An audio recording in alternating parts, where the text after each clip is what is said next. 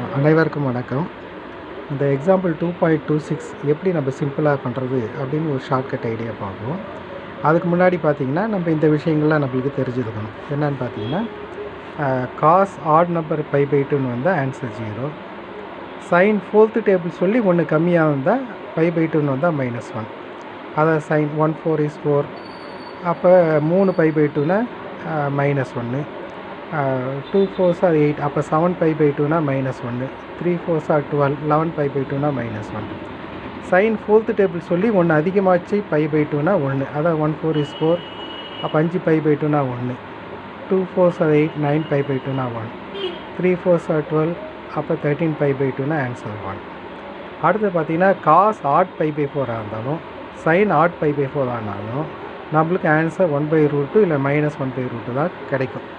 அதை எப்படி கண்டுபிடிக்கிறது அப்படின்னு பார்த்தீங்கன்னா, இப்போ இந்த குவாட்ரண்ட்டை நம்ம எப்படி 8ஆக நம்ம பிரிச்சுக்கிறோம். இந்த மாதிரி பிரிச்சுக்கிட்டு இது என்னென்னா ஒரு π/4, இது ரெண்டாவது π/4, இது மூணாவது π/4, இது நாலாவது π/4, இது பார்த்திங்கன்னா அஞ்சாவது π/4, இது ஆறாவது π/4, இது ஏழாவது π/4, இது எட்டாவது π/4. இந்த மாதிரி பிரிச்சுக்கிட்டு சப்போஸ் நம்மளுக்கு இப்போ சைன் ஒரு 15 π/4னா என்ன ஆன்சர்? 8 π/4. இது 9 10 11 12 13 14 15. எந்த குவாட்ரண்ட்னா ஃபோர்த்து குவாட்ரண்ட். ஃபோர்த்து குவாட்ரண்ட்டில் வந்ததுனால sign negative.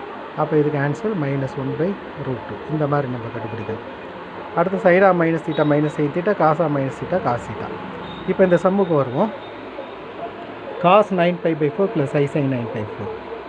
So pi cos -3/2 + I sin -3π/2. இப்போ பாருங்கள் 9π/4 cos 9π/4. 9π/4 எங்கே வருது பாருங்கள், 8π/4 9π/4 ஃபஸ்ட்டு குவாட்ரண்ட். இப்போ ஃபஸ்ட்டு குவாட்ரண்ட்னா இதோட ஆன்சர் என்னன்னு பார்த்தீங்கன்னா 1/√2. இதுவும் ஃபஸ்ட்டு குவாட்ரண்ட் 1/√2. இந்த I இதுக்குனால I/√2ன்னு எழுதிட்டோம். காஸ் ஆட் நம்பர் π/2னா answer 0. Sine of -θ -sin θ. Sine 3π/2 என்னென்னு ஆச்சுங்கன்னு பார்த்தீங்கன்னா -1.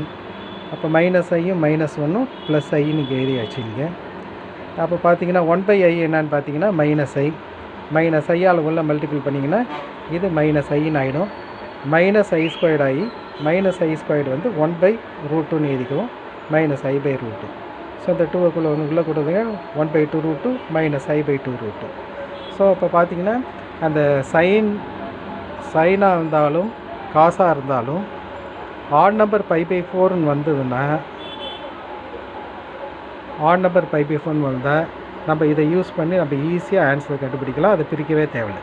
தேங்க்யூ.